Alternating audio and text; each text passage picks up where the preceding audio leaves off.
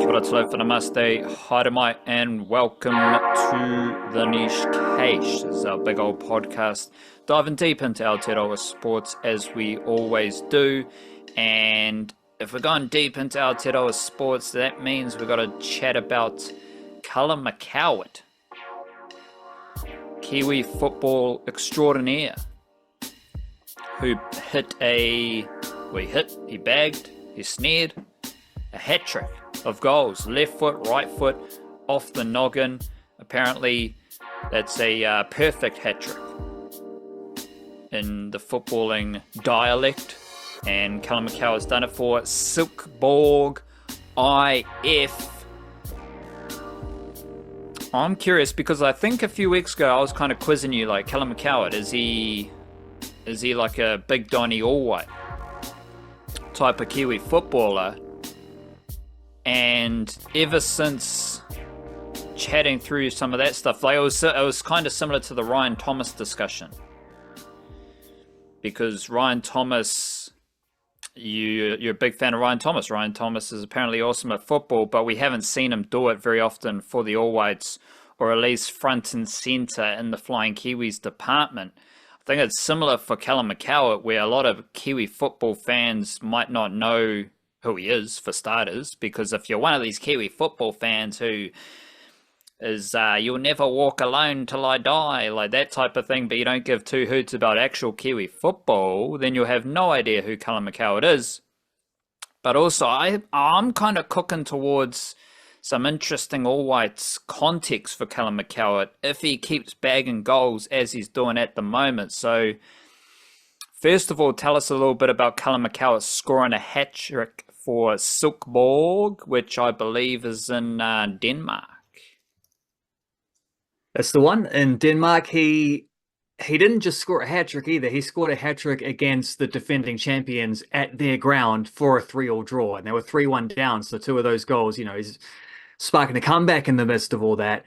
Not a lot of instances of visiting players scoring hat-tricks at Parken, which is where FC Copenhagen play, which, if people recognize the name, either it's because they follow a lot of Danish football, maybe they do, I don't know, we might have some Danes listening to this, or maybe they were watching the Champions League last week where FC Copenhagen, just a few days before this game against Callum McCowatt, I think they drew 2-2 against Bayer Leverkusen in the Champions League, the first round of the league phase there. Or maybe they recognize the club from Marko Stamenic having won, I think he was there for 2 league titles with them, but a league and cup double in his last season with the club, which is the one where he actually sort of like became more of a contributing factor in their squad. Admittedly, a young guy sort of playing here or there, but he was a guy who was playing relatively often towards the end of that season. So that was the start of his streak.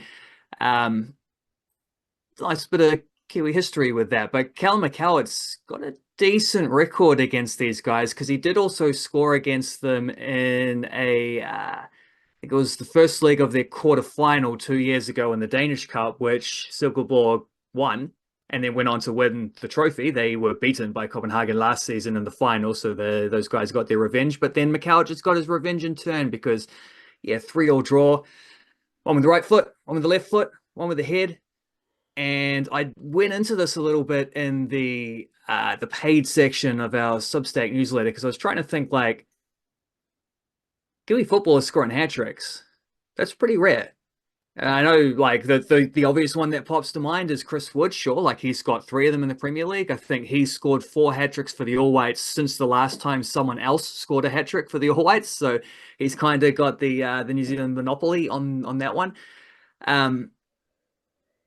I know Winston Rufer got one in the Bundesliga, because he was the first name I thought to check beyond Chris Wood. But like, it's impossible to research in full. But given that the Danish league is, ranked as a top 15 league in by UEFA in Europe, I'm struggling to think of another example of a Kiwi footballer, male or female, because I checked the numbers on Amber Hearn and through her strong Bundesliga career. She scored a lot of doubles, never scored a hat trick though. I can't think of another Kiwi footballer scoring a hat trick as significant, like at a higher level than this, other than the two greatest goal scorers we've ever produced, Chris Wood and Winston Rufus. So like pretty astonishing stuff from Callum McCowatt. Definitely an iconic moment in his career for sure. Also potentially a pretty iconic moment in the season of Silkeborg, who struggled pretty badly at the start of the season as they were having to balance European qualifiers with their league form. They had a really bad start to the league. I think they're the last team in the country to score a goal in league action, but they've started to bring it around a bit in the last few weeks. Obviously, after they've been knocked out of Europe, but still, they're bringing it around. And Callum McCowatt's been a big factor in that, starting on the right wing pretty much every game. Right wing with like a license to drift in field, so he's maybe a bit more of a number 10 playmaker, but just on that right side of the pitch. He's got a goal contribution in 4 of his last 5 games. So this hat trick did not come out of nowhere. He's been scoring goals. He's been setting. He's got at least 1 assist during that spell as well. So yeah, he's in some magical form, and you're not alone in that, like that conversation that we had about McCowatt and like, is he a starter for the All Whites? Where does he sit within the thing when we're talking about this prior to the Soccer Ashes? Like, he's like, there's a couple of these highlights that we've put up, and you check the comments, and it's a lot of people asking very similar things like, why can't he do this for the All Whites? What, where's this for New Zealand? And I think honestly, the like thinking on this, reflecting on this, I think the main reason is that he just hasn't played as much against the Oceania teams as others. Like it's not that he has. He's got 4 goals for the All Whites. It's not like he's got hardly. And 2 of those are against non-Oceania teams, which is already more than I think someone like Ben Waine. I think that might even be more non-Oceania goals than Costa Barbarouses has got, and he's played like nearly 70 times for the national team. I think it's kind of that simple, is that others have just come in and cashed in against, let's be honest, the weaker teams. And McCowatt had a lot of he struggled with injuries for the first few months of last season, so he wasn't there for the Nations Cup. He wasn't there for the he was coming back from injury for the World Cup qualifiers. So he was around, but he was playing off the bench, or he wasn't at full match fitness kind of thing. So I kind of just think that's it. It's not so much that he hasn't done it. It's just that others have done it when it was visible, but maybe not as in opportunities where I think McCowatt would also have cashed in had he played a little bit more often. Guys like Ben Waine, Costa Barbarouses, Eli Just, although he also scored the winner against Ivory Coast, so that's coming around from him. I think there's a bit of matchup stuff going on in terms of why he hasn't maybe produced at the same level for the All Whites as what we're seeing him do pretty consistently now for Silkeborg, because he was excellent for them last season as well once he got fit, and he finished the year before that pretty well. So I think that's just a matter of time. We'll let that roll on McCowatt, because I think that one's coming around for him. The player, though, that I keep thinking about with regards to the All Whites is our main man, Costa Barbarouses. And you kind of alluded to Callum McCowatt's position there, playing on the right wing, but with a license to thrill. Yep, that's exactly it. There you go. I am aware that I am basically, all my World Cup squad ideas for the All Whites are based around Costa Barbarouses leaving the Wellington Phoenix to solidify his place in the World Cup squad, and Tommy Smith getting a free pass into the All Whites World Cup squad despite doing not a whole lot. I'm still interested in that defensive situation, because there's no shortage of centre-backs, right? Like, Tommy Smith is probably the worst centre-back in that group. And we're talking Finn Sermon, Tyler Bindon, Michael Boxall, someone else? Nando Peinecker, who is, a distant 4th on that, but I think Tommy Smith is also a distant 5th below that. And then after Tommy Smith, you start to get into like Bill Tuiloma. Maybe George Stanger might be worthy of a senior call-up at some point. He's playing now in the Scottish Premiership, so those kind of guys. But yeah, it's a very established top 5, and Tommy Smith is the one who never plays of those 5. Yeah, so that's going to be a fascinating situation. But then, like, I don't want to be rude to Costa Barbarouses, but I am viewing this through the lens of, bro, you left the Wellington Phoenix to build your case for the World Cup, in preparation for the World Cup. And we haven't seen any Costa Barbarouses in the A-League to start the season. So I'm very aware of my budding bias against Costa Barbarouses. But I'm also aware that someone like Callum McCowatt, he's scoring goals. And I'm aware that Eli Just is awesome. And I'm aware that Chris Wood's going to be in the squad. I'm aware that who are some other attacking names in that kind of position, in that role that I'm missing. Ben Old is coming back to some Factor. fitness. You got a few guys at the depth guys at the Phoenix and Auckland FC who maybe aren't first choice always, but when someone gets injured, then you start looking towards like Jesse Randall, Logan Rogerson, Luke Brooks-Smith, those types of guys. There's a few. And fair play to Costa, he's way ahead of Jesse Randall. He's way ahead of the teenagers at the Phoenix. I think at this point he's ahead of Ben Wayne and Max Mutter as well. So, yep, those two. He should be way ahead of Logan Rogerson, but I can see a situation where Rogerson starts to cook because he's still in Aotearoa, because he still loves Aotearoa. But it is going to be interesting with some of those veterans, because Callum McCowatt is scoring goals. We know Eli Just is in fantastic form. This is a highly competitive squad to get into for the All Whites ahead of that World Cup. And if you're someone like Callum McCowatt, who may not have the same profile as Sarpreet Singh, Marco Stamenic, Joe Bell, any of those type of characters who are playing at a pretty high level around the world, Callum McCowatt's a factor. And if he keeps scoring goals, he is going to be in that World Cup squad. So I am enjoying what he is up to in Denmark. And if anyone, I do like to do a bit of this. So if you're curious about where Silkeborg IF is situated, Denmark is a pretty funky country. Got a couple islands going on there. You kind of got the mainland, which is shooting up off the top of Europe. Then you've got a couple islands, or yeah, that's a bit of an island. One of those islands is where Copenhagen is. So I'd imagine that's probably the most populated area. That is next to Sweden. But Silkeborg is kind of on the peninsula of Europe that pokes up into the North Sea. And Silkeborg is kind of smack bang in the middle of that peninsula, west of the great city of Aarhus, east of the great city of Herning, and just in the middle of Denmark, pretty much. So shout out to Denmark. Shout out to Callum McCowatt doing the football thing in Denmark.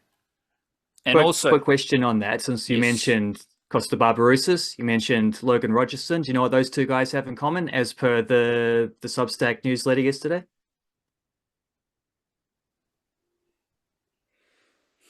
Apart from the obvious stuff they have in common. But I don't think Costa Barbarouses is Māori, so they might not have that in common. That's the only thing that came to mind. Maybe Logan Rogerson has got a little bit of Greek blood in him somewhere down the line. I don't know. They're the two most recent New Zealand men to have scored hat-tricks in the A-League. Logan Rogerson did his last year in the derby, the 6-1 win against Costa Barbarouses with Wellington Phoenix.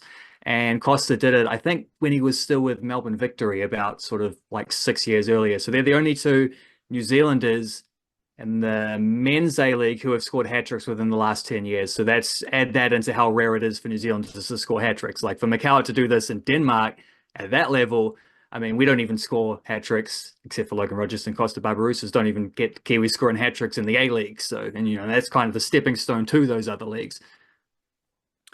Also a fascinating situation with the greatest rugby union competition in the world, the Ranfurly Shield, because we did big up Southland a few weeks ago. They got smoked in Invercargill, which was pretty funny to see. Like, no disrespect to anyone, but all these Southlanders show up in Invercargill, Canterbury just roll down south, roll them up, smoke them, and I did note, like, that was a massive crowd. They still, for some reason, massive crowd, and they still section off part of the stadium. That's always a good thing to see in New Zealand sport. And then the next game, I think, in Invercargill, the crowd wasn't quite as massive. So the Southland won the Ranfurly Shield.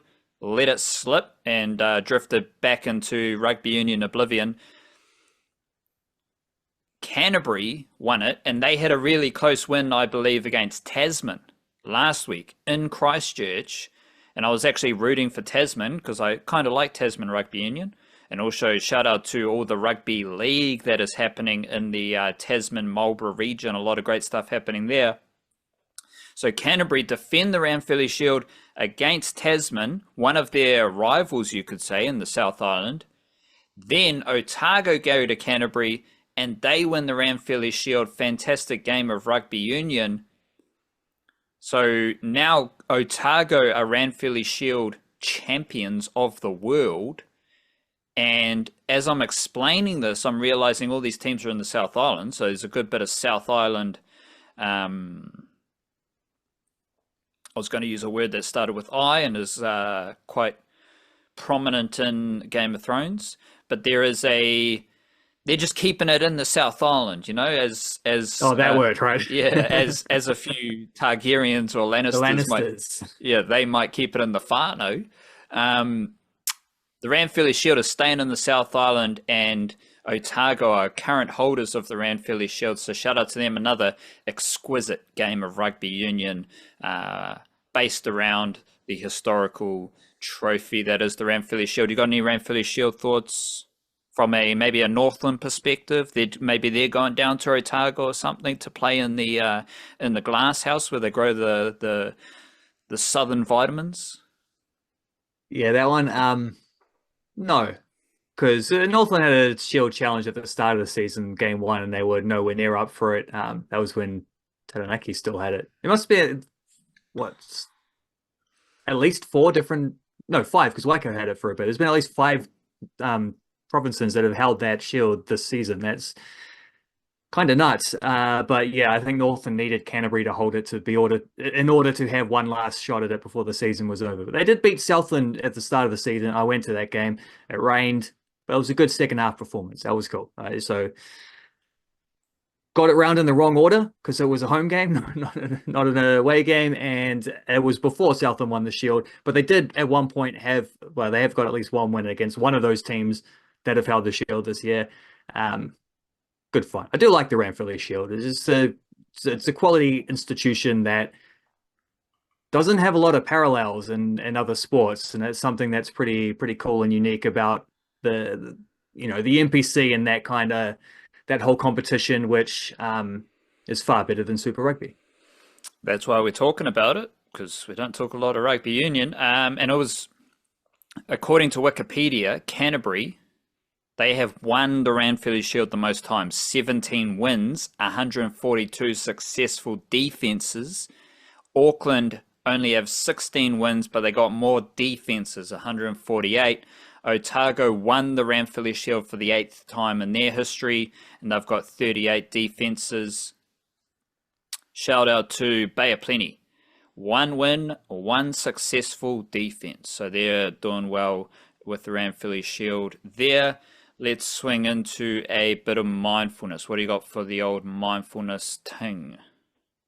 Right. Bit of mindfulness. William Butler Yeats, Irish poet.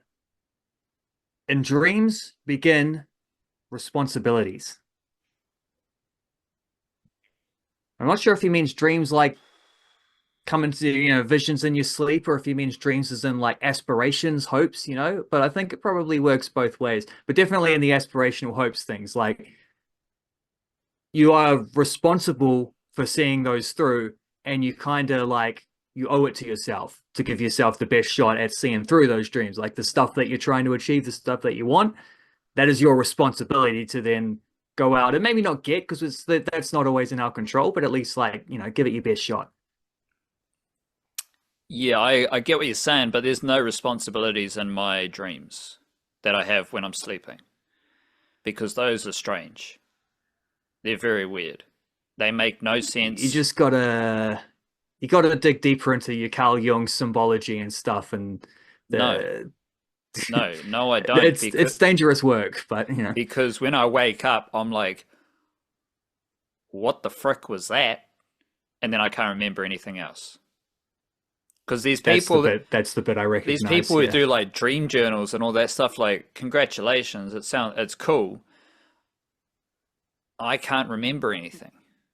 I do remember, like, as soon as I wake up from a crazy dream, I'm like, okay, so there isn't actually a lion in my bedroom. Okay, I'm not actually in prison. All right. Yeah. There's That this tidal wave wasn't real. Yeah. yeah. And then as soon as I realize that, and I kind of come to grips with the fact that everything's all right, and maybe my real life is actually better than my dream, I forget about the dream. It's gone. Yeah. Yeah. Vanished in a puff of whatever the And thought version of thin air is. I can, I think it's cool, and it's cool because dreams can be so abstract that it's cool to try and make sense of them. But my responsibility with the dreams I have when I'm sleeping is to forget about it.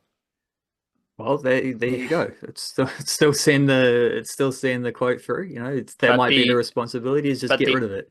the other dreams, yeah, sure. If you got big dreams, big, like they say, with power, great power comes great responsibility, like that type of thing. If you got big dreams and I want to do this and I want to do that, a lot of people, maybe of myself at various points, you don't realize, okay, yeah, you want to do all this stuff, but I think naturally we don't think about all the responsibility that comes with it.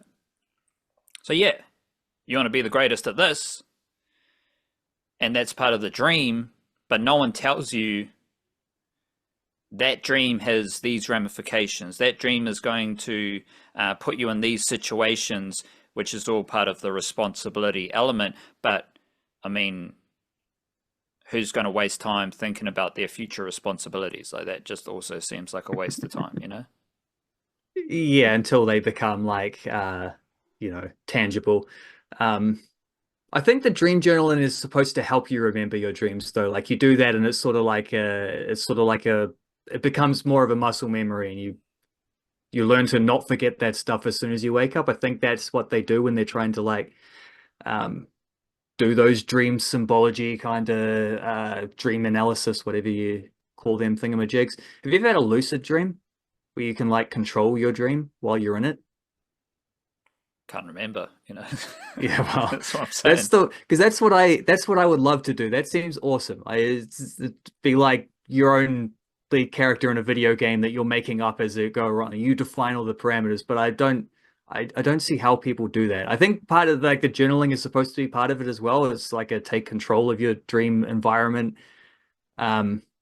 But I don't want to do that because like for sure, my dreams are boring. And I just don't feel like that's not the world. I want to create a world there that I can go run around in while I'm asleep, but I don't like the ones that I actually have. It's mostly just like flashbacks to being like late for school or university or things like that, or just the tidal wave one I've definitely had a few times where I'm like at the beach and there's a massive wave and then I wake up as soon as the wave crashes. I'm like, okay, that wasn't fun. Like, forget about that one.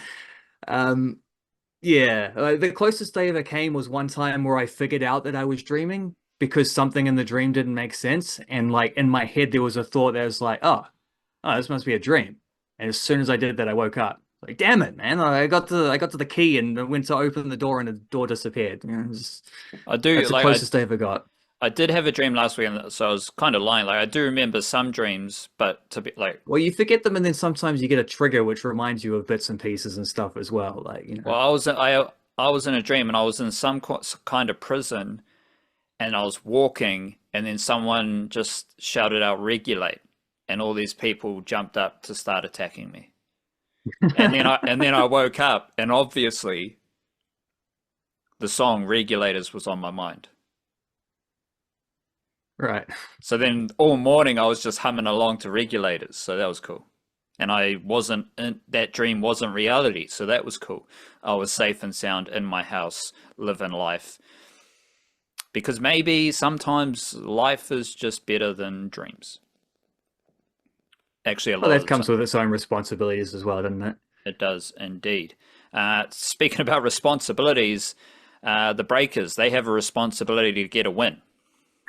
because they don't have a win to start this season. But my question to you to start us off here is actually football related, because I'm curious who you think is more likely to do what the Breakers have done, 0-2 in the NBL, big points margins, not great basketball. We'll discuss it in a jiffy. Who is going to do that in the A-League between the Wellington Phoenix and Auckland FC? Who do you think is more likely to start the season 0-2 with maybe like a 2-0 loss and a 3-1 loss? Without a doubt, the Wellington Phoenix, because the Wellington Phoenix have the thing in common with the Breakers, which I think is the main reason why the Breakers didn't look very good in week one, despite us talking like some nice positive terms about them leading up to them, like, you know, enjoying the way they put the roster together, enjoying the kind of the emphasis that they're putting on aspects of how they're going to play, specifically like the defensive side of things. And then here they go, giving up 100 points in each of their first two games, which is definitely not good defense.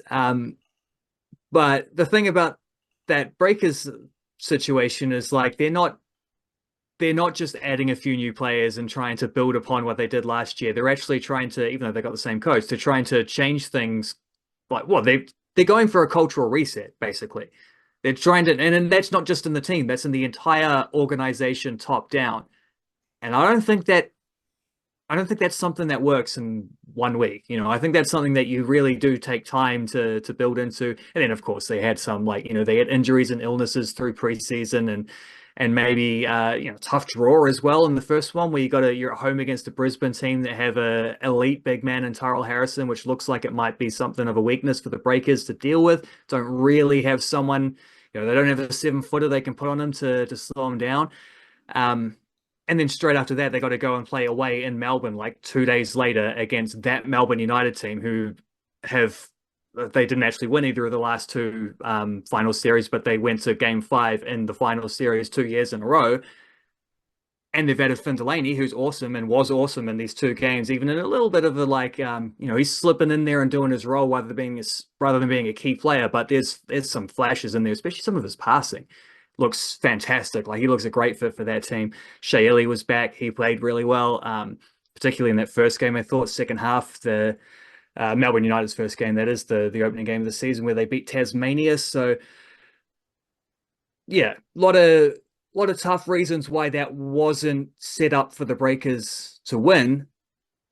But I think the biggest one is that this cultural reset is not going to happen overnight. This is going to take some time, even just in a basketballing sense of like getting the identity going, and how are they going to play, like where their points are coming from, what their defensive looks look like. 2 new imports as well, which is always a factor. It's kind of a notorious thing in the NBL, is that it takes your imports some time to settle in. That's one thing that the Wellington Phoenix have in their favor, is they do have a few imports left over. But like, even though this is Giancarlo Italiano coming into his 3rd season in charge of the Wellington Phoenix, even though there hasn't been any big, you know, ownership shakeup or anything like that, they do look like they're trying to become a very different team than what they were last season. They're working at a different, you know, different tactical setup. They want the 3 center backs out there. They want the wing backs, and they have signed a few new players who we didn't really get to see a lot in the Aussie Cup stuff. It's gonna look like a different team, and it needs to look like a different team because they weren't good enough last year. So that's also the other thing, is Auckland FC can have a slow start, but they're building off a very good platform, which made them minor premiers last year, and they got a very similar squad to what that was, 1 or 2 additions who will hopefully help them go a little bit above and beyond. The Wellington Phoenix don't have that foundation at the moment. They're trying to build that. They're trying to sort of establish that, get back to where they were 2 years ago. And for sure, I can see that. I can see them needing a slow start to the season in the same way that the Breakers are needing a slow start to the season. Needing? No one needs a slow start to the season. Yeah. Right? You need that like a well, punch in we the don't face. need it watching it, but I think it maybe needing some patience from like people overreacting to what's happening at the start. Frame it that way. I do like, and this goes back to my obvious, like, I'm not willing to say I was wrong yet because we've had two games, right? They've been two big losses, and in theory, those two big losses have laid out all the concerns of the Australian basketball punditry that we had a giggle about. I just can't see a situation where these players that I kind of love suck. Right, and a lot of the suckingness, like, yeah, sure, there's some technical elements, shooting threes, just basketball assignments and all that stuff is an issue. But like some of the stuff is also just like effort and like energy levels and things that I would not associate with Kiwi basketballers who I love. And I struggle to see how those areas that have been a weakness in these two games, like just a lot of easy baskets where someone isn't getting their body in front of them or something like that, like that's not how Ruben Tarangi plays basketball. It's not how Rob Lowe plays basketball. It's not how Leafa plays basketball. Meninga, Davison, Darling, Taylor Britt, all these dudes, they play Kiwi basketball, and I just can't see a situation unless there is a drama within the team, unless the coach who was hired by the previous regime, unless he just kind of sucks as a basketball coach and he is part of the drama within the team. I can't see a situation how this continues, knowing the quality of dudes that the Breakers have, right? Like, because the kind of concerning thing from those two losses is how weak they were in the intangibles, the 1%ers, the things that we have actually. I think the Warriors have made finals in 2 out of the 3 years under Andrew Webster because they're really good at those intangibles. That's how Auckland FC was successful in their first year of A-League. There's a lot of football things that are happening, but there's a lot of big efforts. There's a lot of working hard for your teammates. There's a lot of focus and concentration. None of that's been there for the Breakers, and I just don't see how that continues for a full season with the quality of people they have, not only like on the basketball court, but also off the court with the new owners and Dylan Boucher. Maybe that's just a blind spot for me, but we'll keep track of it. And the other interesting thing I've got is Carlin Davison, because he's been probably one of the best players maybe for the Break. I did see him miss a dunk, and I did kind of gasp when I saw him miss a dunk in the opener. I was like, he does that. He's got a clear path to the lane. This dude is a notorious dunker. This guy is the best kind of basketballing athlete we've got in Aotearoa, and he just fluffed a dunk. So I think that's more reflective of the Breakers' start to the season. But he's had some big minutes. I think he might have been was he a starter in the first game? No, but he was one of their main guys off the bench. So he had 23 minutes in the first game, and then I think he had 29 minutes. 24, 27, something like that, yeah, in the second game, which some of that was garbage time because they got blown out by the second quarter, against Melbourne. But, like, those are good minutes for Carlin Davison because he is a raw player, and he is someone who is kind of like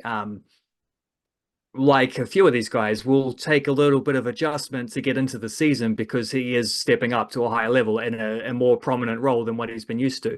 He played 72 minutes last season. All of last season, he played 72 minutes. He's played I can't remember what I added it up to. It was like 47 minutes or something like that over round one of this season. So within 2 more games, he'll have surpassed the entirety of the minutes that he got last season, and a lot of that was garbage time stuff. Now he's playing in like first and second quarters and stuff, like getting fourth quarter minutes when there's actually still a contest on. It's not just the game is gone. Which we got a little bit of that against Brisbane. Didn't get that against Melbourne because the game was over by halftime in that one. But that is, yeah.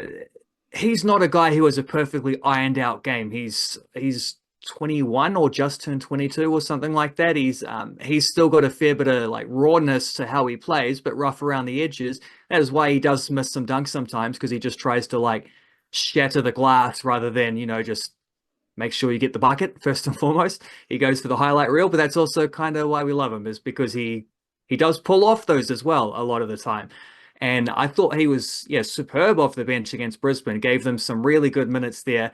Kind of terrible in the Melbourne game, but so was everyone. It's the biggest flip there was Parker Jackson Cartwright in the first game was plus 10 in his 30 odd minutes that he played in a game where no one else on his team had a positive plus minus. So he's the only one, and he was plus 10 while he was out there, which means because they lost by 9 points, they outscored by 19 in the 10 minutes that he sat. And you could feel that while you're watching the game. Like you could feel when Parker Jackson Cartwright wasn't out there, they didn't really have anything to fall back on in terms of just consistent offense. But then you could also see when he went back out there in the fourth quarter to try and win the game against Brisbane, you could see how like his conditioning just wasn't there. He's been injured through a lot of preseason, didn't play much in the Blitz, didn't play, I think, at all when they went to Japan. And you could see that where he was like, he got tired, he made some turnovers. I think maybe there was some of that from Callum Davison as well. Those are not things that are going to last. Like those are things that they're going to get used to the level, or they're going to get that fitness going. The imports are going to settle in. And yeah, in a weird way, it was kind of glaring to see the intangible stuff that we've hyped up as being the strength of this team be their weakness in those first two games, especially against Melbourne. But in a weird way, that's kind of better in my perspective, because like you said, that I also don't think that's going to last. And I think the fact that it was bad in round one is a bit of an anomaly, and an anomaly in a way where I think it was exacerbated by like new players, new combinations. Sometimes what looks like bad effort plays is also just like, oh, I thought that guy was going to cover this. Like I knew I could have gone there and shut that guy down at the baseline, but I thought my, power forward was stepping across or something. And he doesn't know to do that because he's played at a different system where he was before, all that kind of stuff. Yeah, I like Petteri Koponen, but I also think that the job of the coach to bring that all together, and he's a second year coach, I kind of feel like that is the not the weakness, because we don't know if it's a weakness or not, but that's the crucial aspect now, is how the coach is able to bring everything in line. But yeah, I don't see the lack of intangibles. I don't see that lasting. I think a positive for the Breakers is just getting a lot of players involved in these first two games, and you're only doing that because you're losing. And you're only doing that because you're losing by a pretty notable margin. It's not like you're losing by 5 points, so we're going to give everyone on the bench a run, and we're going to give them plenty of minutes. This is a situation that stems from two pretty heavy defeats. One was more heavier than the other, but they're two like clear defeats in which the Breakers gave a lot of their bench players decent minutes. And part of that was like Callum Davison played the second most minutes against Melbourne. And again, like he kind of did nothing aside from some bad stuff, apparently. But the Breakers gave a lot of different, like Taylor Britt was the only player who played less than 10 minutes in that game. And he was coming back from injury and didn't play in the first game.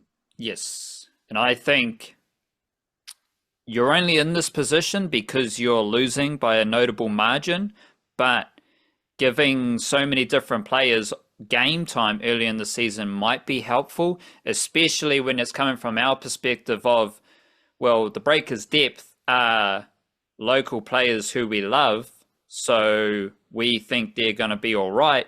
Well, now they've all played a bit of basketball to start the season, so I think that will be useful. But I'm most interested in your thoughts on Steven Adams taking Kevin Durant, KD, fishing.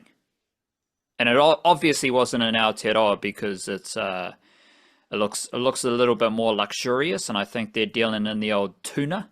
But you got any Steven Adams, Kevin Durant thoughts quickly? Yeah, one quick thought, which is that because we're still in the stage of the NBA where like you can't do organized training stuff, like preseason hasn't started yet. But often what will happen is some of the players will be like, well, can we organize something ourselves? Give us the, leave us leave the key to the gym under the mat and we'll go and do some informal scrimmaging type stuff. I don't know if Steven Adams and Kevin Durant were involved in that, but I do know they went fishing over the weekend and looks like they had a lot of fun. I do know that Fred Van Vliet was involved in a lot of the informal scrimmaging stuff and he tore his ACL.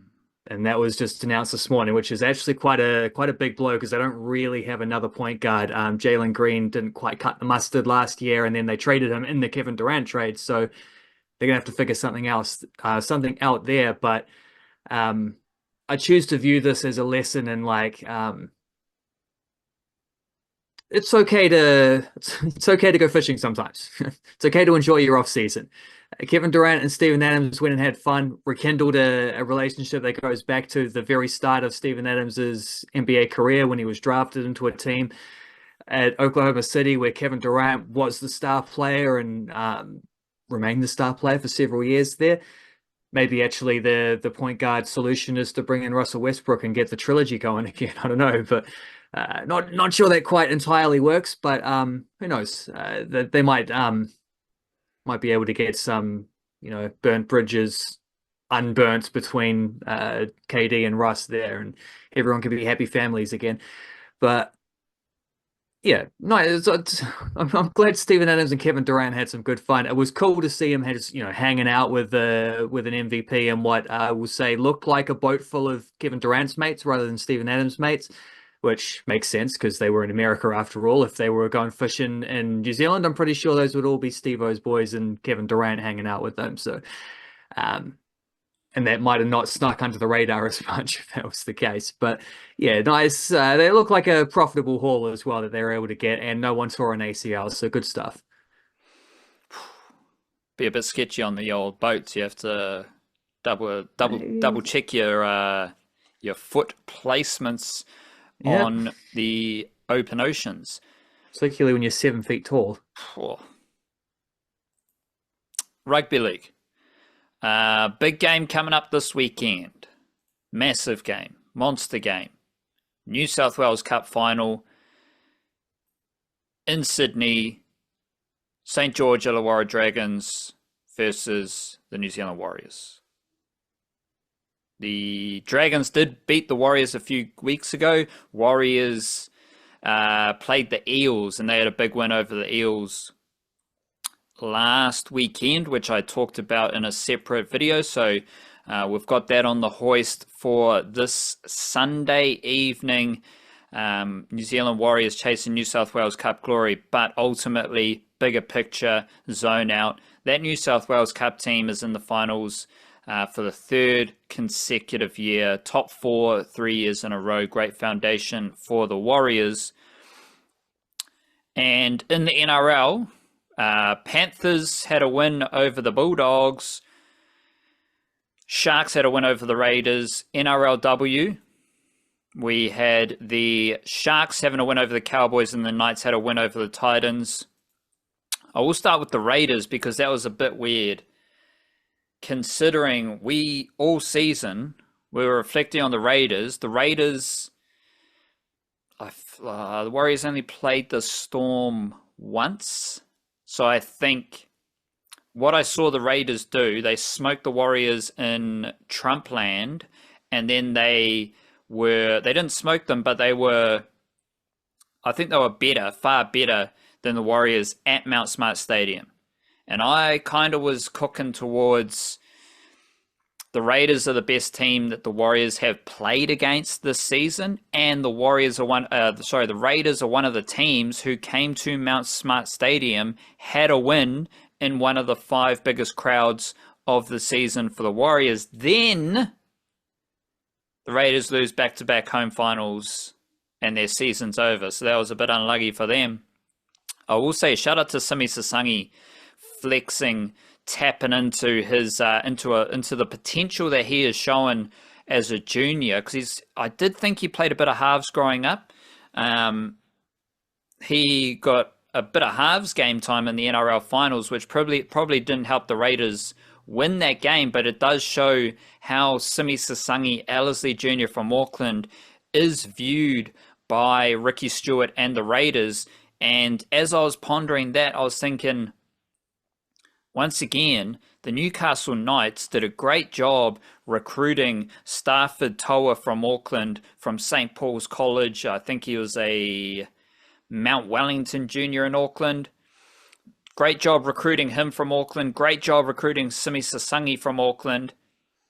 Both of them are playing their best footy of their careers this year for other teams. Stafford Toa with the Tigers and Simi Sasangi with the Raiders. Meanwhile, the Knights suck. So I always find that fascinating, just how those players that were recruited by the Knights have, usually they leave. And there's another one, Hami Loza, has been fantastic in the Knights season. He's off to the Panthers next season. So the Knights do a really good job of recruiting youngsters from Aotearoa and developing them for another NRL team where they're going to play their best footy. Speaking of the Panthers,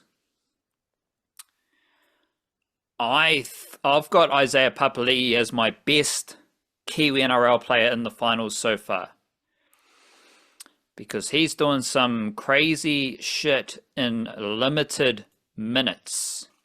The limited minutes thing is really important because he's coming off the bench, and against the Bulldogs, I should have had this up ready to go. He only played 38 minutes coming off the bench for the Penrith Panthers. But for the second week in a row, playing less than 40 minutes coming off the bench, he had the most run meters for Panthers forwards. Against the Warriors, he did 39 minutes, and he had 19 runs, or like 18 runs for 190 meters or something crazy. Returning to Mount Smart Stadium, 19 runs for 182 meters. Against the Warriors, no other Panthers forward had more than 135 meters. Next best, Isaiah Yeo, 132 meters, and he played a full 80 minutes. Now, obviously, they're different roles. Isaiah Yeo, he's doing a lot of passing. He's a crafty middle forward. But that shows you the punch that Isaiah Papali'i is offering off the bench. And then against the Bulldogs, as I said, 38 minutes, 16 runs, 153 meters. No other Panthers forward had more than 105 meters.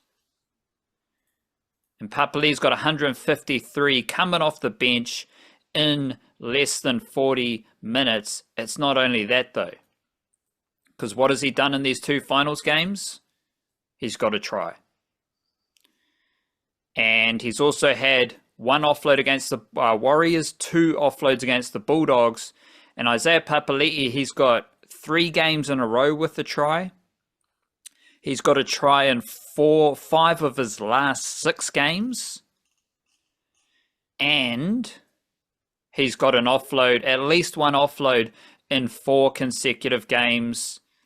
Let's check in with his minutes during this period. Back end of the season, he played 40 plus minutes in like at least 10 consecutive games. Now he's dropped below 40 minutes in 2 finals games that the Panthers have won, and Isaiah Papali'i has churned out the most mahi of those Panthers forwards. Very good Panthers Kiwi NRL crew. Casey McLean at centre once again. Scott Sorensen on an edge. Moses Leota at prop. But Isaiah Papali'i, to me, he is the best Kiwi NRL player in finals footy so far. Try scoring, offloading, and just like crazy Isaiah Papali'i work. He is that type of player. He's that type of character. He's done it since leaving the Warriors. Shout out to the Warriors. Couldn't quite get the best out of Isaiah Papali'i. Couldn't quite give him a defined role. And then he leaves. 2 great years with the Parramatta Eels. I mean, he's still all right for the Tigers, but the Tigers suck, so he wasn't going to help like a forward like Isaiah Papali'i. Here's the thing. A forward like Isaiah Papali'i is not going to make a shit team good. But if you put him in a good team, he's going to rise to the quality of his peers. And he did that with the Eels. He's done it with the Panthers. 7 tries this season, which is tied with his first year at the Eels. Second year with the Eels, he's scored 10 tries. And he's got 24 offloads this season. He had 30 offloads and 37 offloads in his 2 years with the Eels. 121 meters per game this season. Only 2 years, more than that, 2 years with the Eels. So I've really enjoyed a bit of a Isaiah Papali'i resurgence moving to the Penrith Panthers. And that Panthers team, they're on the up. Tracking towards perhaps even more crazy dynasty shit. Like, it is always fun to watch the Panthers, though, especially if they've got so many fun Kiwi NRL angles, because I'm really enjoying Isaiah Papali'i, Scott Sorensen, and Moses Leota. Sorry, and Papali'i, I think he has played every game for the Kiwis since they returned to International Rugby League in 2022. So there was a mid-season test against Tonga. He played that. There was the World Cup. He played all of those games. Pacific Championships in 23 and 24, he was involved there. So Isaiah Papali'i, like, he's not near the top of the all-time Kiwis appearances list right now, but he has been a cornerstone of this new era of Kiwis footy, alongside Fisher Harris, alongside Tapine, alongside Moses Leota, and some of those other characters. So I'm enjoying a bit of Isaiah Papali'i for the Penrith Panthers. Bulldogs, respectfully to the Bulldogs and their entire system, which is full of players from Aotearoa. The NRL team doesn't care about Aotearoa, so whatever. And then we go to the Sharks. As I roll through with some of the results, Sharks had wins in NRLW and NRL. They also played in the Jersey Flegg Cup final.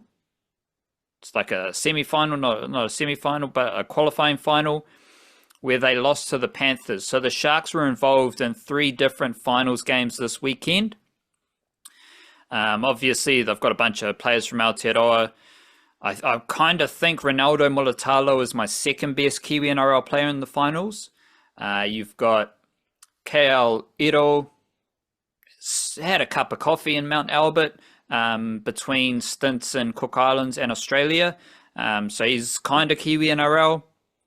Britton Nikora he's dropped to the bench, which is an interesting development for him, because he started basically every game at edge forward that he was available this season, and then he's gone back to the bench, which isn't the worst thing because he's a very impactful player. Got a bit of Braden Hamlin-Uele as well for the Sharks men's team.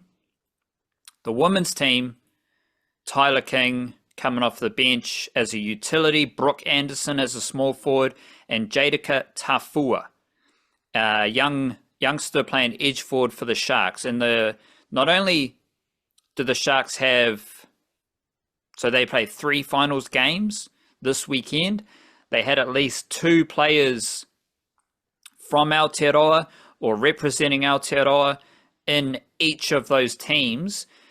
And the funkiest thing about those players is, yes, there are some players from Auckland, like Ronaldo Mulitalo, Braden Hamlin-Uele, Tyler King. You got some players from Australia, Scott Sorensen and Brooke Anderson.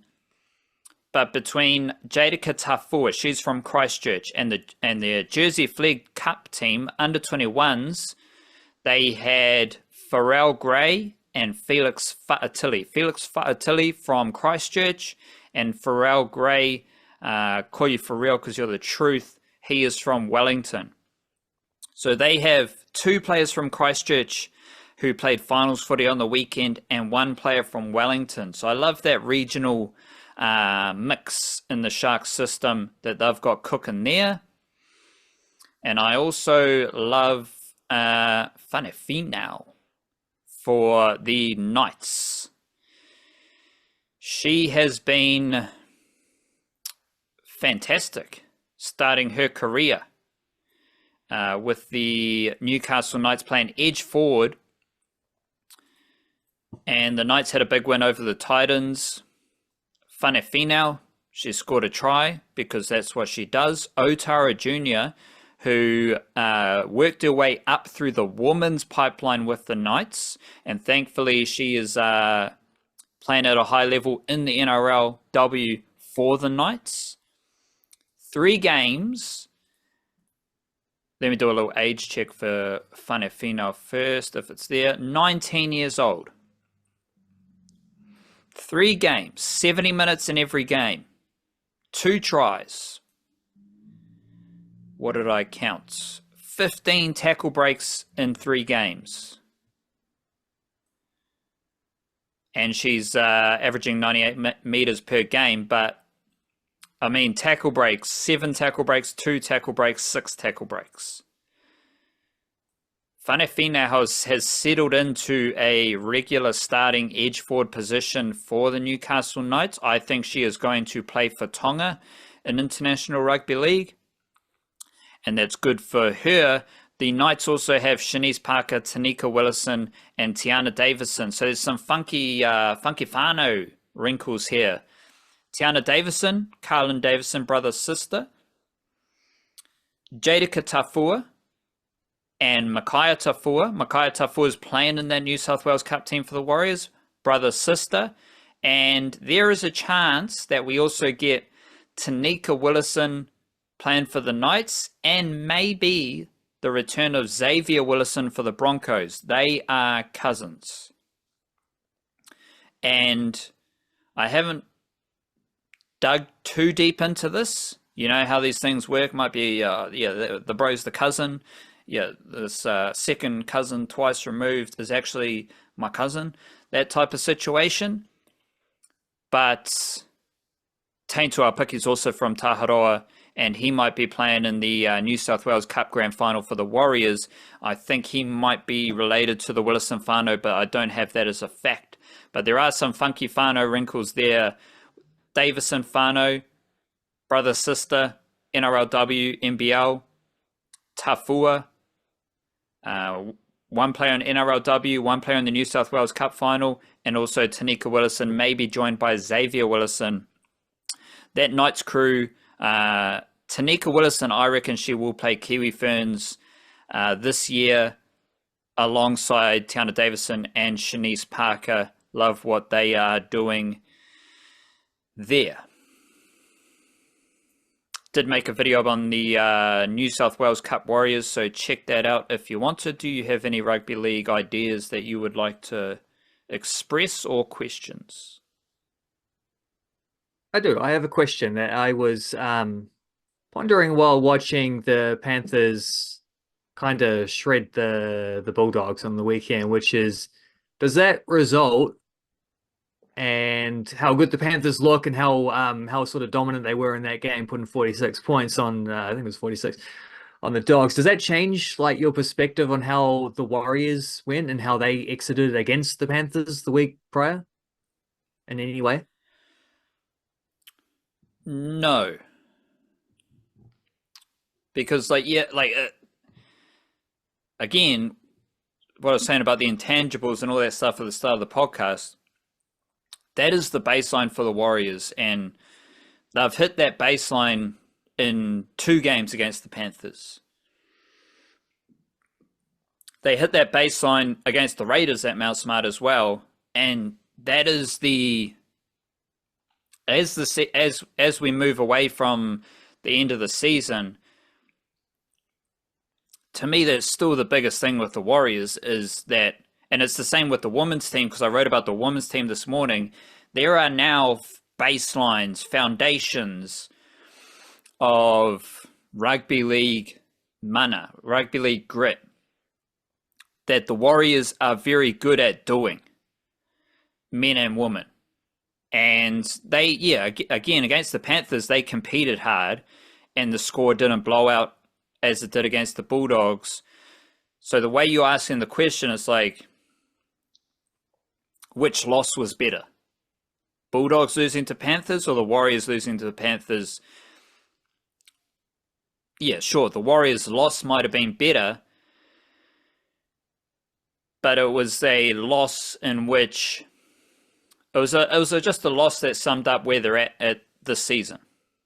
They were competitive. They had a crack. Well, they kind of had a crack. They had a crack as far as competing goes. I don't know if they had a crack as far as like, let's try and score a lot of points. I don't think that happened. But the Panthers win over the Bulldogs didn't change any of my thoughts about the Warriors, because I'm actually quite positive about the Warriors already. Like, everyone wants all these bells and whistles about the Warriors, and having covered the Warriors for a while, the thing that everyone used to want about the Warriors, they have it now. Right? Like, they're just steady. They're always going to compete. There's less kind of dumb shit. You know, they're a very professional team. You know they're doing the work. You know they're connected. You know they've got the connections to the community. You know all that stuff is taken care of. Whereas like in 2016, everyone just used to make fun of the Warriors because they didn't do any of that shit. You know, like aside from the 2011 grand final, you're like, oh, 2009, you're thinking, oh, same old Warriors. Why does that idea about the same old Warriors exist? Because it's what happened. And some people might think that this version of the Warriors is the same old Warriors, because they get a whiff of being successful and then they drop back down. But I think the Warriors right now, they've handled all the foundations. The New South Wales Cup team is top 4 3 years in a row. The under-17 team has won back-to-back championships with all their finals games in Australia. Those things reflect the foundations that we've seen in the NRL and even the NRLW, because they didn't make the finals. They had the worst completion rate in NRLW.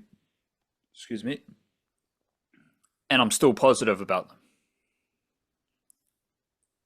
So that's a very long-winded answer, but against the Panthers, the Warriors had the type of, like, they just showed what they're about. It wasn't quite good enough to defeat a legendary Panthers organizational team situation. And I actually think from a Warriors perspective, like, so the Warriors lost both of their games against the Sharks, right? Against the Raiders. But the Warriors' best win of the season was against the Sharks.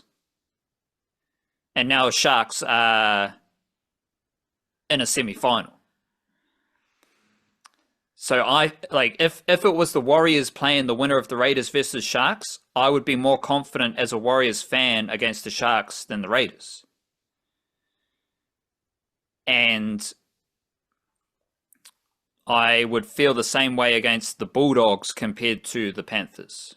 Like, the Bulldogs won against the Warriors this season, but right now, what the forces that the Bulldogs are working with like Stephen Crichton out injured, and just deciding to change their whole team mid-season for no reason at all, as a Warriors perspective, I would rather face the Bulldogs and feel more confident against the Bulldogs than I would against the Panthers. Because, like, the Panthers are just like, they're in their groove, and I don't know how much you can do when the Panthers are in that type of groove. But then if we take that deeper, not too deep, but a little bit deeper, I wouldn't feel confident against the Storm or the Broncos. Storm, they always beat the Warriors, so that's takes care of itself, right? I don't judge the Warriors' performances against the Storm, because it's literally the status quo. The Storm are just always too good. Broncos, yeah, sure, the Warriors had a win against the Broncos, but the Broncos have that firepower thing. They have the firepower that the Bulldogs don't have. And that is the issue for the Warriors. The Warriors can trade blows set for set. They can grind with the Bulldogs. They can grind down the Sharks. But if you have a team that is just so fast and powerful, a lot of times that speed and power can nullify the grind. Because, yeah, I think the Warriors could grind down the Broncos, but maybe they don't even have a chance to set up the grind. So there you go. Long story about the Warriors. Yeah, and I guess there's the matchup element to those ones as well, because like the Bulldogs scored 26 points and they lost against the Panthers. The Warriors lost 24-8 to the Panthers. So the Bulldogs scored more points and losing by 20 against the Panthers than the Warriors conceded when they played against the Panthers. So it was like one of those teams defensively withstood the Panthers for 75% of the game, conceded a couple late tries to let it blow out a little bit, but couldn't score points against them. One of them could score points against them, but couldn't withstand them at all and conceded 46 and still got thrashed to where their points look like it doesn't matter, but they did actually score more than what the Panthers scored against the Warriors. So there's that kind of, it's a little bit of flip side there, I guess. And but it was kind of different because the Bulldogs were rolled in the first half, whereas the Warriors were in the grind for that first half against the Panthers. So maybe that's a positive for the Warriors. Yeah, they kept it competitive for a lot longer. They were breakers against Brisbane rather than breakers against Melbourne United. I did, which I guess the foundation stuff that you were talking about there about the Warriors as well, like just to throw back to what we were saying about the Breakers at the start, like that's what the Breakers are trying to build right now, is they're trying to get to that stage themselves. It's where they've had like one season aside under the previous ownership, pretty rubbish. Like 7 or 8 years, I think they made the playoffs once or twice. That's it.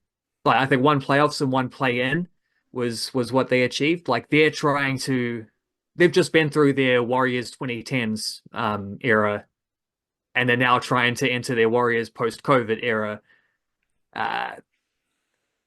It's a bit harder to compare that to the Phoenix because they've been better more recently. And Auckland FC, it's hard to compare them to anything because they've only had one season. But in their own ways, I guess you could say there's similar things. Where like the Phoenix are trying to do it for their first team. Auckland FC have it for their first team. And they're trying to do it for the rest of their system. You know, they've started to set up their women's development program now. Even though it's going to be 2 years before they can actually get a women's A-League team. But that's probably going to be quite helpful to have that run-up, to be able to build it step by step, whereas we saw what the Phoenix looked like when you start at the top and then try to build it out from there, is that your first team just looks like a development team. The reserves are about to play National League for the first time. National League starts this weekend too, so some busy football times because there's National League starting this weekend, there's Under-20 World Cup starting next week, like start of next week. That's men's stuff, and then Under-19s women's Oceania qualifying for next year's Under-20 World Cup is on right now today. That's New Zealand's first game. Well, just stuff. Hold but on. You were going to say a point. Yeah, you were going to say something else about the league. Because you are setting up the football stuff nicely. But there was a story out of Australia about like how the Bulldogs are the Temu version of the Panthers. Huh. Not the Panthers, but the Temu Panthers. Like, cool. I've come to realize I'm just more of an analog cat. So that's like I'm in the supermarkets, you know. I'm dealing in day-to-day, hand-to-hand examples. I'm not just not like the digital shops. Yeah, I'm not just buying a pair of pants because they're $1. Like I've got a lot of flaws, but I am not a slave to consumerism that Temu wants you to be. I think it is a fascinating question. Too fascinating to go deep in the podcast right now. Who is doing a better job copying the Panthers, the Warriors or the Bulldogs. Maybe there's another team on the rise to that mix as well. I shouldn't say on the rise. Maybe there's a team sliding down into this copybook Panthers recipe. I don't know. I feel like maybe the Warriors are doing it. Now, if you're in Australia, you're obviously going to say the Bulldogs because that's what you care about. You don't care about anything in New Zealand. I think the Warriors system is better than the Bulldogs system. And if you go over the course of 3 years, I think Seraldo might have started in 2023. I think he did. The Warriors have been the better team in those 3 years than the Bulldogs. They have been more consistent than the Bulldogs. 2 years in the top 4. I think the Bulldogs have had, I don't know if they were top 4 last year, but they've been in the finals for 2 years like the Warriors. But if you go deeper into the system, New South Wales Cup, you go under 17 championships. That's where you're getting into a better example of the Panthers development system. And I think the style of plays are quite similar.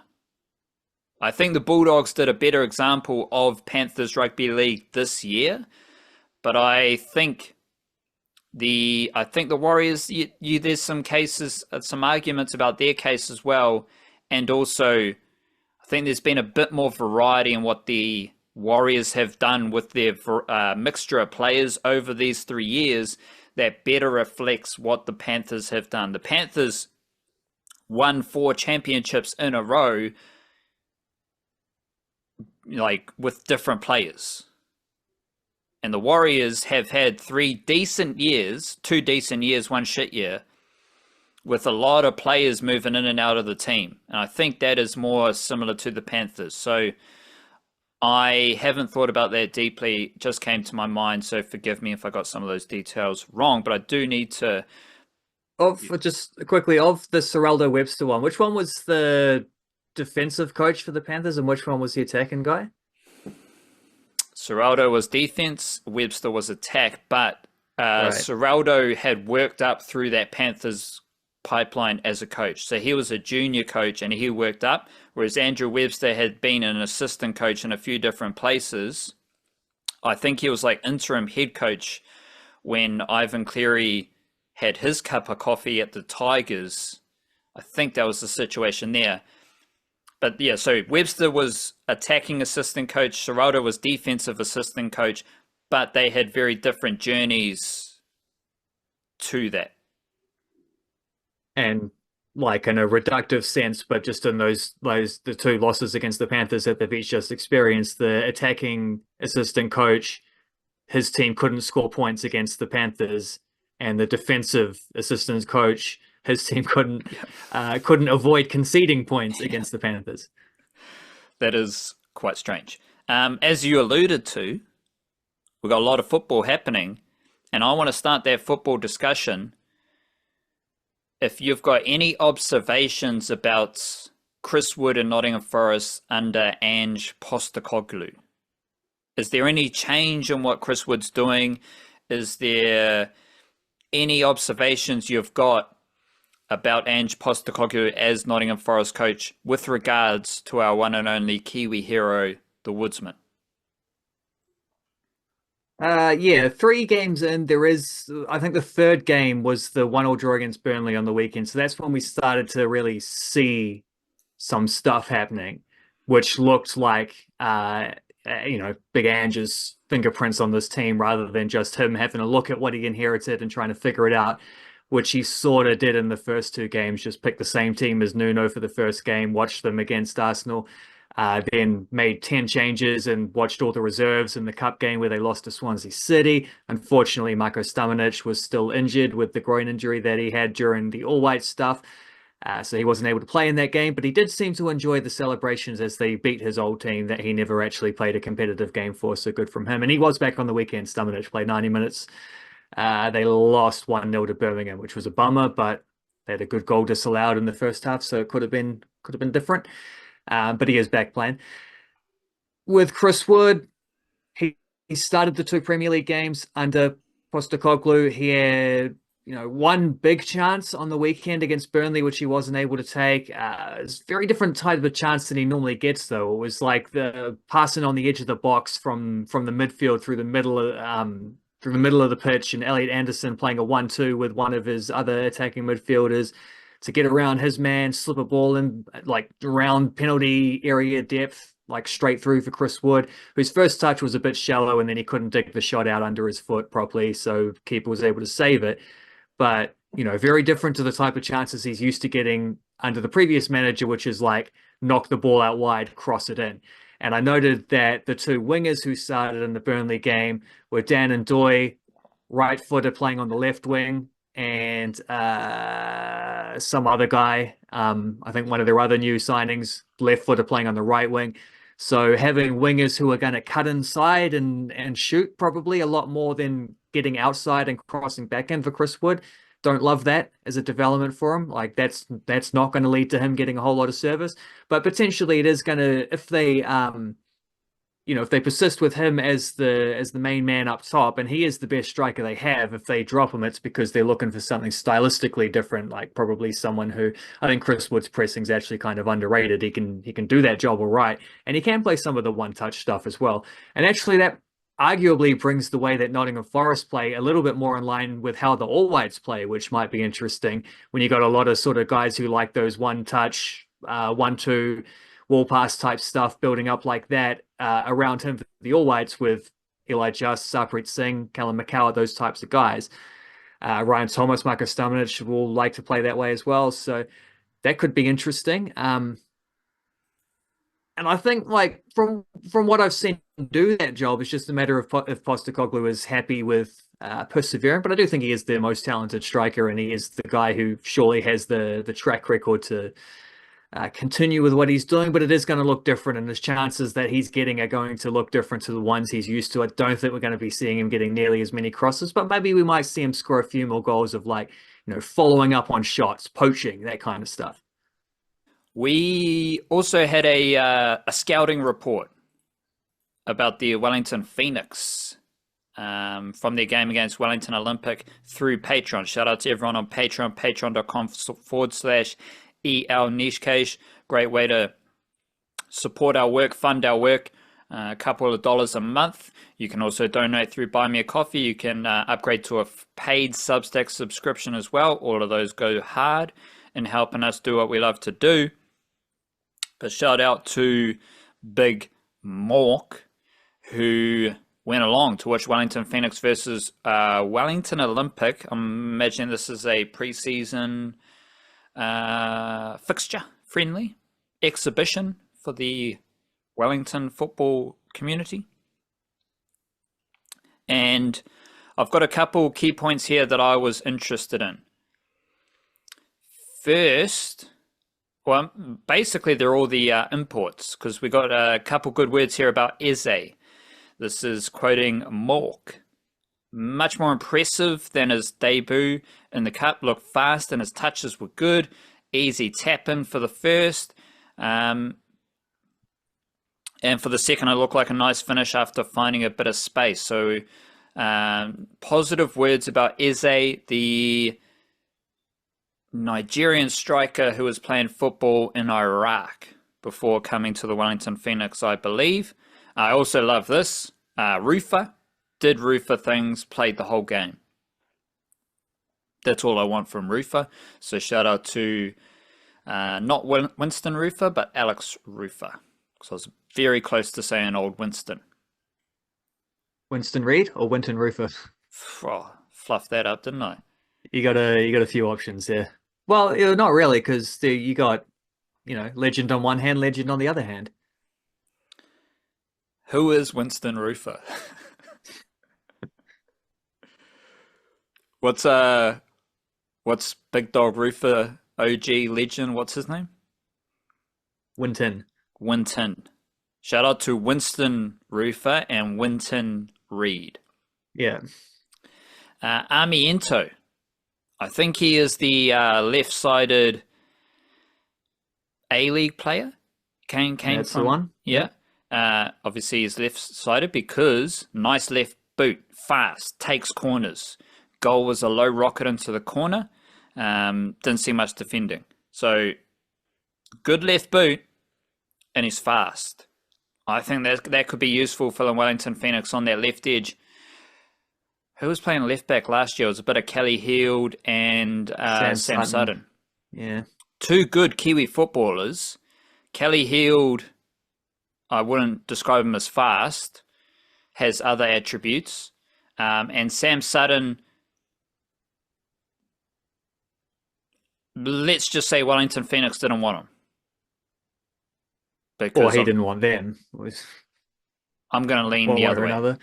I'm going to lean Wellington Phoenix to let him go. Weren't too desperate to keep him. So if we've got an import on the left side of the field who has a nice left boot and he's fast, I'm happy about that. Also, there was one more.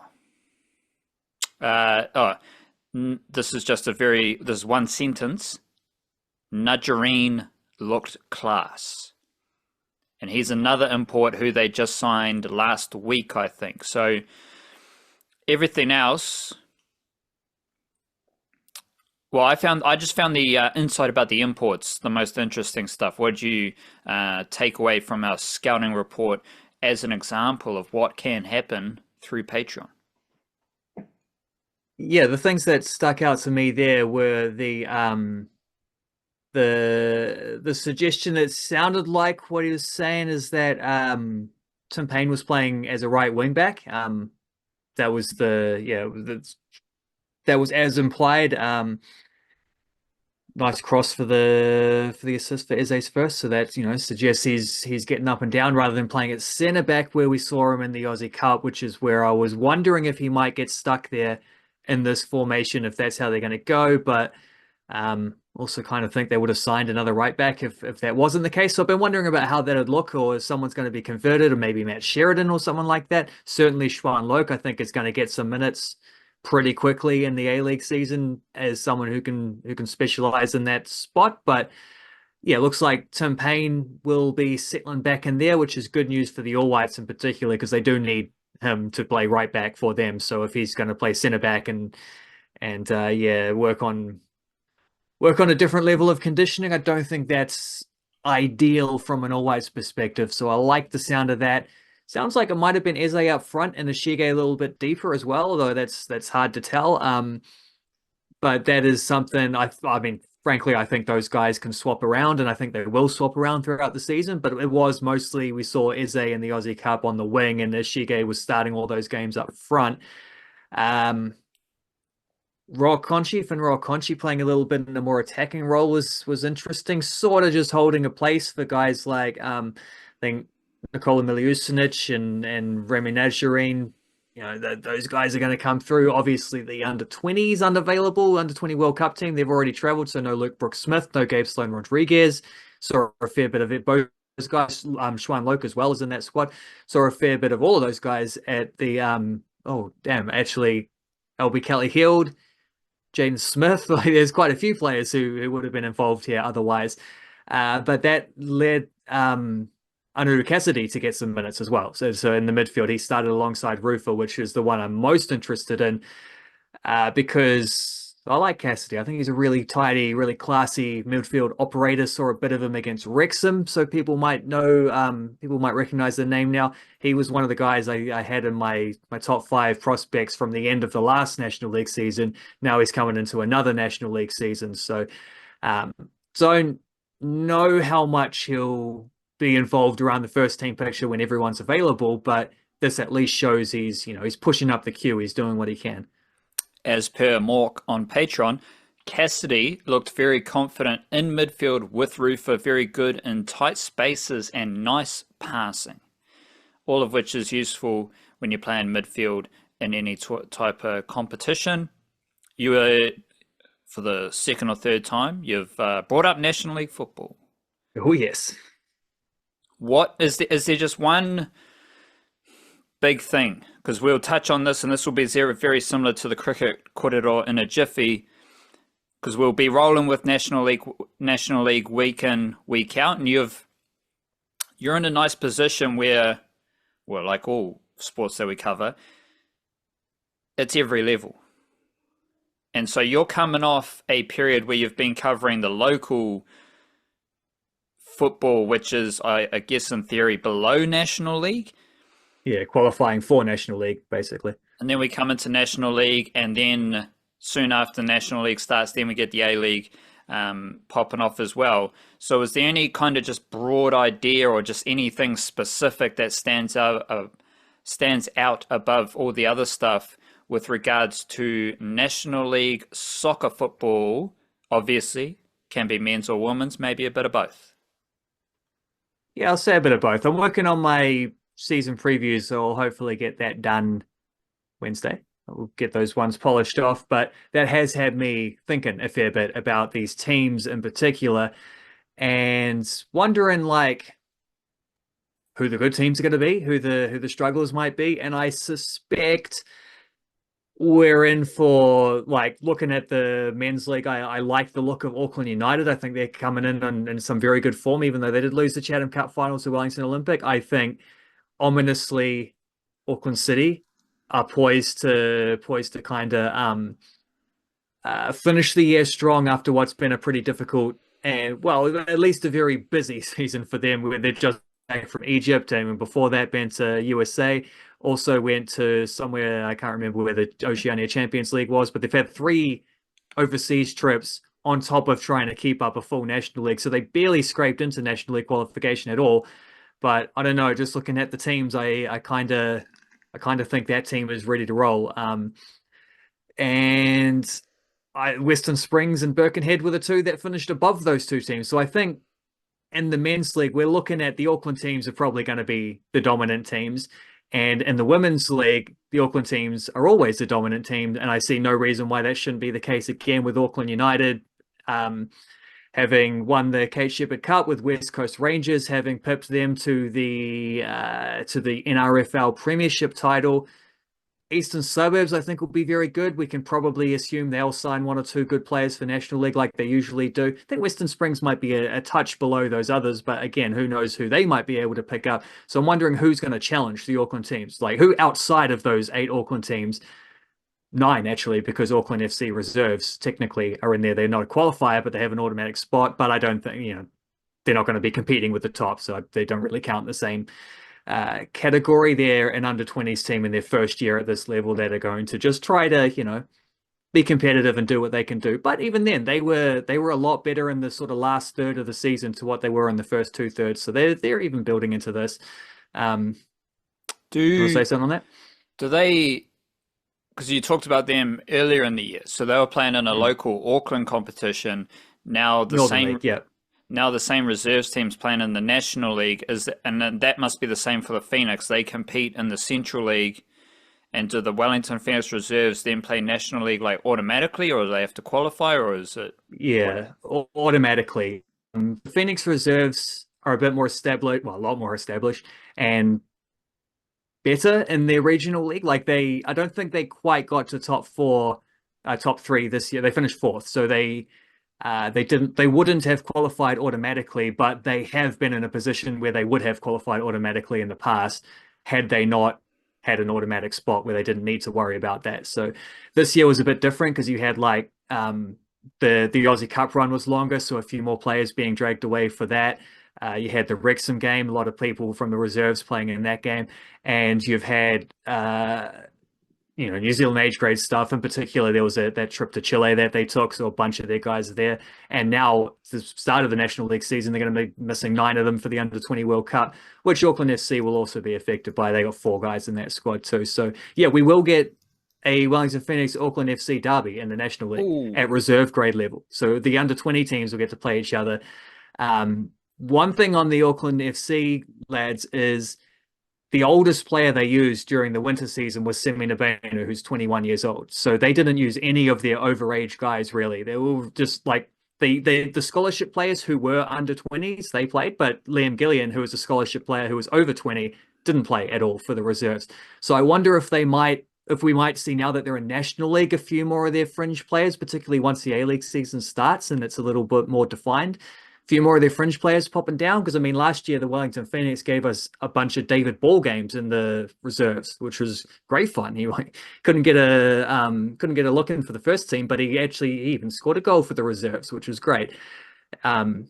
And probably good for those reserves as well, having someone like David Ball around there to help them through those kind of games. So I hope we do see a bit of that from Auckland FC. Like if Liam Gillian if he doesn't make the bench for a game, I hope he does go and play some reserve stuff for National League and see how that goes. But yeah, first, does that answer your question? Or I can't remember my question, but I do can't have remember another what the question question. was. Far away. And you usually struggle with this one, although your Gillian note just then did remind me of Rocco Berry. Like, surely, so there's some players who are just too good for reserve grade. Like Rocco Berry's, he's a NRL even if they're legend. not playing at all for the first team, they're too good for reserve grade. Well, we can't play in reserve grade because he'll get injured. So he has to get injured in first grade instead. Yeah. A player. Is there one man or woman who you're thinking about as like this player in this season of the National League could move beyond National League, move beyond Aotearoa into the professional system, who isn't affiliated to one of the A-League teams? I'm not sure how the professional pathways will unfurl themselves before this fella, but as far as the men's side of it goes, Isa Prinz was kind of the best player in the Chatham Cup final for Wellington Olympic, and that crosses over with my original thought of like which teams can challenge the Auckland teams. Well, Wellington Olympic on the men's side are the obvious candidate. They might actually be better than any of the men's teams as it is already. Although they didn't have a great National League last season, so they do need to pick that up. Like they can't afford to take their eye off the ball the way they may have done last time. But I do think they got some pretty excellent, especially some pretty excellent young players in there, because like they won that Chatham Cup final with Ben Mata and Justin Gully sitting on the bench. They didn't even need to use them. Like they weren't fully fit, but they were there in case of emergency. They never got to that point because they had a backline with like I think the oldest player was about 22. I think that might have been Adam Supik. I forget exactly. He might have played on the wing back. William Vincent, 19-year-old, is the youngest of them. He's a guy who's come through the Olympic kind of the club pathway there and was awesome in that game. And Isa Prinz was their best forward, very like just completely there, not just holding his own, but like kind of even outperforming some very good performances alongside him from the known veterans, right? Jack Henry, Sinclair, Hamish, Watson, like Gavin Hoy, Gianni Bazookas off the bench. Like Isa Prinz is 6-7 years younger than the youngest of those other guys and was just as good as them in those games. He probably had a pretty good case to be part of that under-20 World Cup squad that's just gone away, but he wasn't. And I think there's a little bit of like around that scene, maybe a little bit of like, well, if you don't play for the Phoenix, they're not going to consider you kind of angst, which I mean, Chris Greenacre is the coach of the under-20s team. Maybe the coach of the Phoenix reserves team is the coach of the New Zealand under-20s team. So I'm not saying that it's a conscious thing, but there might be something in that. But that means we get to see Isa Prinz playing in the National League where he is awesome. On the women's side of it, a player, well, let's link that up again, because I think also the club that is best poised to challenge the Auckland teams is Wellington United, the Diamonds, who swept the Central League. 18 games, 18 wins. They conceded less than a goal a game. They scored something like 3 or 4 goals a game. Natalie Olsen was scoring 2 goals per game herself as a striker. And that team was good enough.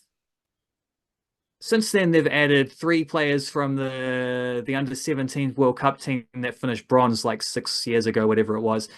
Blair Curry as a goalkeeper. That's an interesting one, where she's been playing in America for a little while. She's back now and is at least part of the squad. Amelia Abbott, who played for the Phoenix last year, but didn't really get a lot of opportunities, and was really good for Waterside Karori in the winter season, but they didn't qualify. So now she switched to Wellington United and joined as well by Maggie Jenkins, who like Abbott, has a cap for the Football Ferns going back a little while when it was sort of like she was a prospect given that opportunity. But frankly, on the back of the form that she showed in Turkey last season, I thought she had a case to be recalled like last year, and now she's going to be playing National League in between whatever she does after. She's finished up in Turkey. What's she going to do next? I don't know, but she's going to play a little bit for Wellington United in the meantime. So that team was already awesome, and they've just added three really good, really motivated players as well to improve that. So I think they are by far the team that can challenge the Auckland sides the most. Maybe I haven't seen a Southern United squad yet, but I do think they have the potential because Dunedin City Royals were also awesome. They broke up the sort of Cantabrian reign on the South Island League there, so I think they've got a chance too. But Wellington United, other side on the women's team that I would be banking on to bust things up the most from the other regions. Definitely excited to see what Maggie Jenkins can do playing some National League. And yeah, Wellington Olympic on the men's side with a bit of Isa Prince, just carrying on what he's already been doing for Wellington Olympic. Let's finish with a bit of cricket. I just want to throw some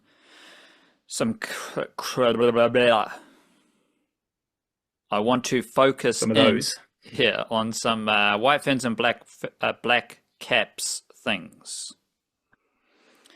The first White Ferns thing, or the White Ferns thing, is that ODI cricket ahead of the ODI World Cup. The White Ferns are 4-9 since the start of 2024. And if you take out 2 wins against Sri Lanka earlier this year with their B team, or a second tier team, they're 2-9 in ODIs ahead of the ODI World Cup. That is good news. Because last year, they went 1-12 in T20s before the T20 World Cup.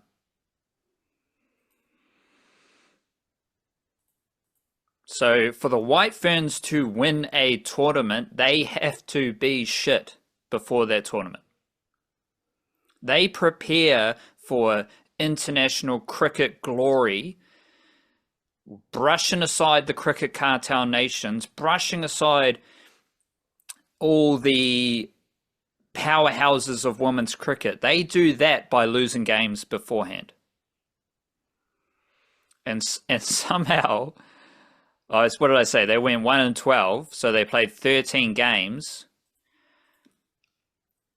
with 1 win, most of which was, or all of which was against England and Australia. And then they had 5 wins and 1 loss at the World Cup. So they won more games at the World Cup than they did in 13 games before the World Cup. So they're on track. It's not quite on track because they haven't been as bad. Yeah, they've been a little bit too good there. They've been a bit too good. That's a concern. It's a big worry. The White Ferns have been too good in preparation for the ODI World Cup to win the ODI World Cup, but they've also lost a lot of games ahead of this World Cup, and I'm not worried. I'm still feeling positive. I'm still feeling good about the White Ferns at the upcoming ODI World Cup. We'll be following that closely. We've also got Blackcaps preparing for the T20 series against Australia. What I want to do here, and I think you should make a note of this. Let me find a pen. Because I want to see how the players with the highest batting strike rates in T20 since the start of 2024 for New Zealand and the lowest bowling strike rates, how they perform against Australia. That is my little curiosity. So, highest batting strike rates. Tom Blundell. Just joking. He has the second highest strike rate, and he's only played 2 games, 32 runs. So he's not in the equation. But the highest strike rate is Finn Allen, 177.81, 500 runs, 17 innings, averaging 31.5. Very good T20 batter. He's not in the squad. Then we get into a zone of Tim Seifert, Daryl Mitchell, Rachin Ravindra. Tim Seifert, 153.1, averaging 38.8. Daryl Mitchell, 148.4, averaging 36.5. Ravindra, 146.8. There is one other batter who is in the squad to play against Australia, who has a strike rate over 140. Who do you think it is? Well, I won't say Kane Williamson because I know he's not in the squad. And he's only got a strike rate of 125. That is actually better than I would have thought. So get him in there. Sure, who plays cricket? What players do we have? I know it's not Devon Conway, right? Nope, he's below 130. That's the issue with Conway and Williamson. They're below 130. We ain't got time for that shit. We need some big boppers. We need some middle forwards, 2 meters tall, banging boundaries. How tall is Tim Robinson? Tim Robinson. He's tall enough to play big bopper status. He's 130.5, but he's not 140 plus. That was close though. Bevan Jacobs? He's big bopper, but he's not over 140, 137.5. These are big slogs that are bouncing out to the longest boundary and like falling short of going for 6 by about half a meter. It's got to be an all-rounder or a bowler then. So Michael Bracewell? Kind of. He's 139.3. Okay, we just bounced in front of the rope again. I think that one went over the rope and the fielder caught it and threw it back in. Yep, that's what happened. Let me put you out of your misery. Matt Henry. Last guess. No, he's actually not too he's a good slugger. He doesn't really get to bat. But he has a T20 strike rate in this period of 67. So that's a bit disappointing like for old 2 off 3. Yeah, Henners. It's the Darfield Big Bopper. Zach Fox, 143.9, averaging 19.6. So I like that from Zach Fox. But the 3 dudes that we're tracking closely in this T20 tri-series that you have noted down, Tim Seifert, Daryl Mitchell, Rachin Ravindra. To me, based on what has happened in T20 cricket since the start of 2024, those are the 3 batters I'm going to be most interested in for the series against Australia, because we know what is Australia going to do. They're going to smash the ball everywhere. So we might need some dudes who smash the ball everywhere based on prior evidence, or based on current evidence of prior performance. Tim Seifert, Daryl Mitchell, and Rachin Ravindra are the main dudes in this discussion. Then we go to bowling. Most of the dudes with the lowest strike rates aren't in the squad. Josh Clarkson, Glenn Phillips, Jimmy Neesham, Lockie Ferguson, Ben Lister, Tim Southey, Adam Milne, Trent Bolt, Kyle Jamieson. Kyle Jamieson's in the squad, but he's not lost. I don't think this should be too difficult for you, considering who the best T20 bowlers have been for New Zealand in this period. They both have strike rates below 13. Who are they? Their names are Matt Henry and Jacob Duffy.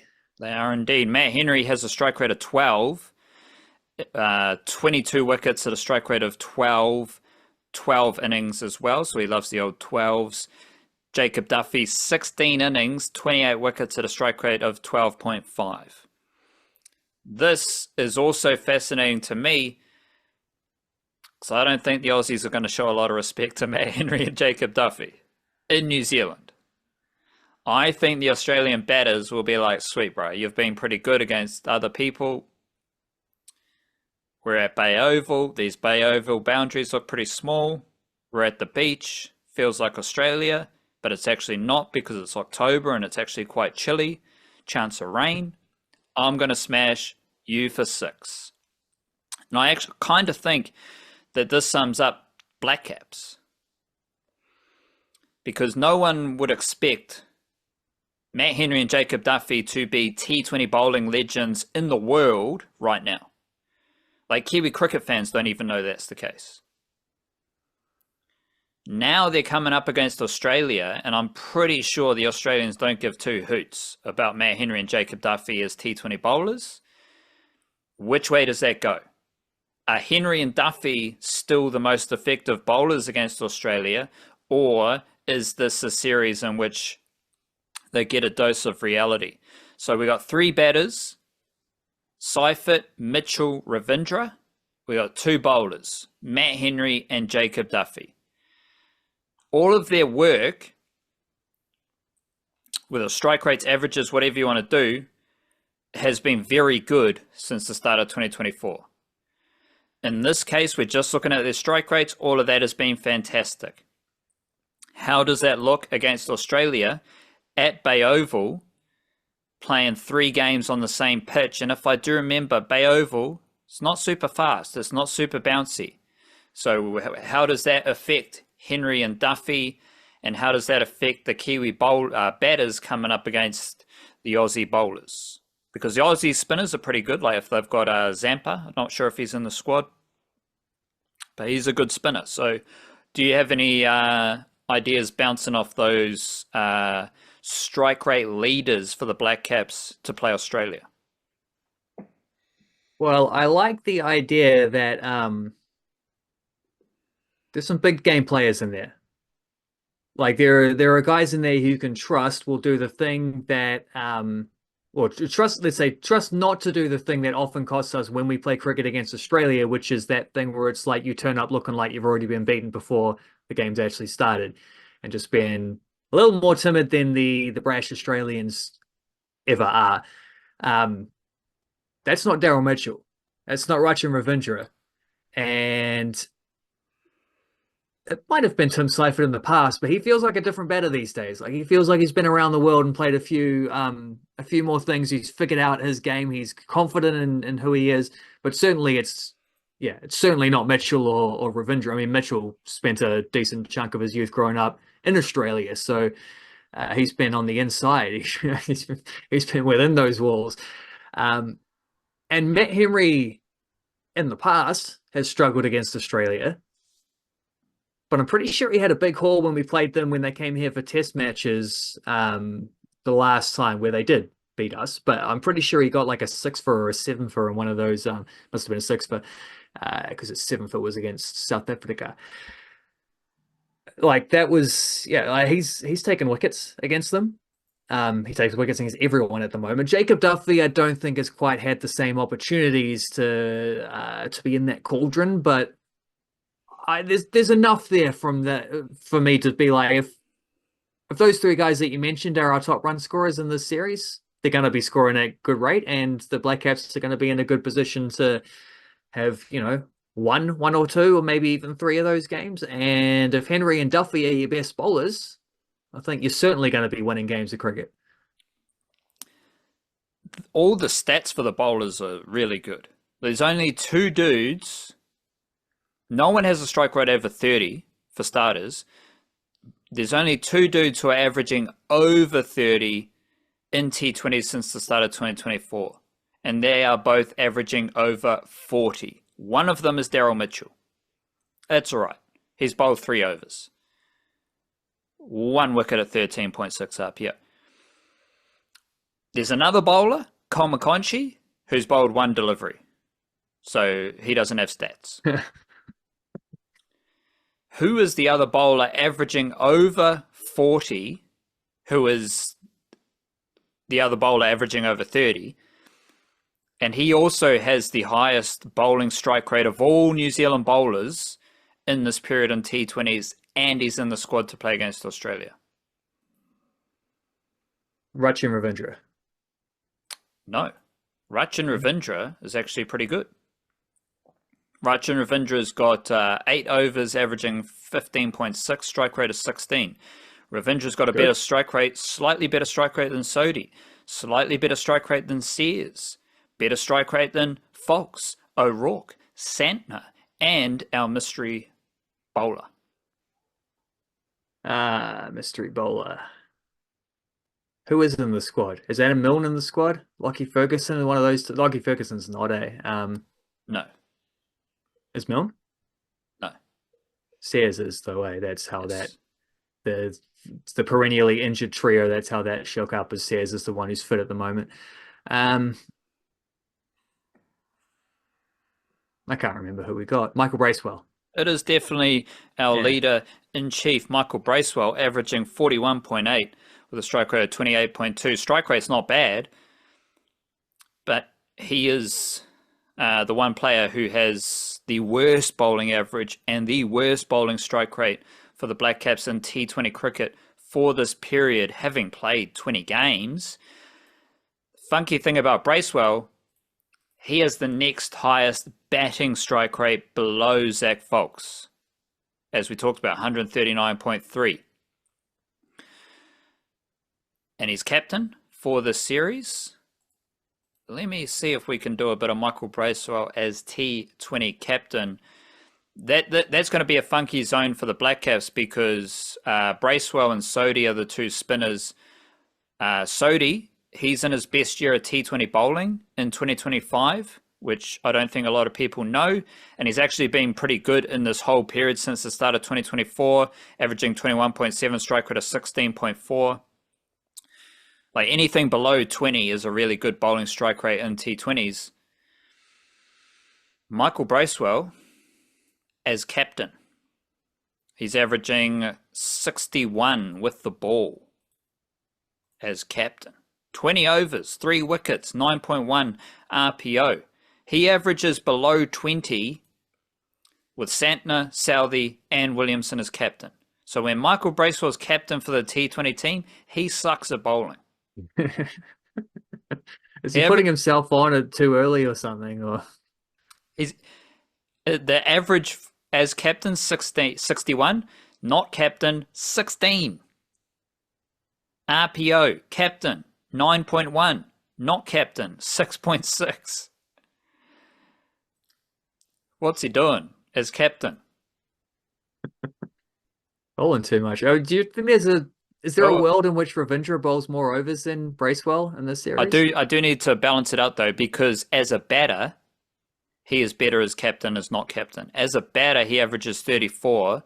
Strike rates are similar between 138 and 140, but as captain, he's averaging 34, not captain, averaging 20.5. So he's added 14 runs to his average as captain. So your question about Rachin Ravindra. He's bowled 8 overs in this period, and T20 bowling is his best format of bowling. He averages 21 as a T20 international bowler and 22 in all T20s. For context, he averages over 40 in the 4 other formats available.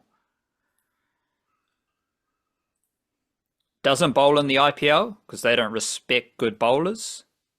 But he's averaging 15 in the 100. He's averaging 12.6 in the piss take MLC. Let's just do a quick year by year for Rachin. I think he will bowl a few overs in the series for sure. If they've only got Bracewell and Sodhi, but he's only bowled.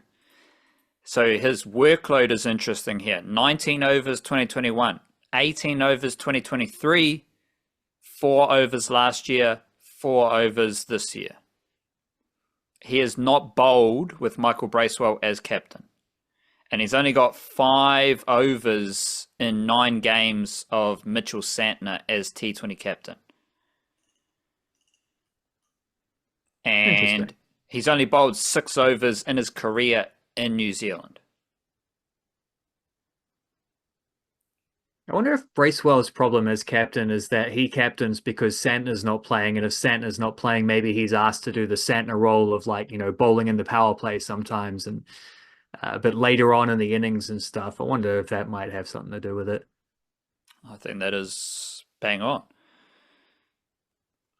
But this is the thing, going back to Henry and Duffy, how effective are they going to be if the New Zealand seamers coming up against Australia are Henry, Duffy, Sears, Jamieson, who all do pretty similar stuff, right arm, medium. Foulkes is funky. Like, Foulkes is the point of difference in that seam attack. And then you've got 2 spinners, Bracewell and Sodhi. So we will wait and see how that looks in the T20 Tri-Series, which I think is next week. So we'll definitely be diving into a busier flow of Kiwi cricket. And you should be diving into a busier flow of being your best self. How about that? Big up yourself. Love yourself. Kia kaha. Stay beautiful. Church.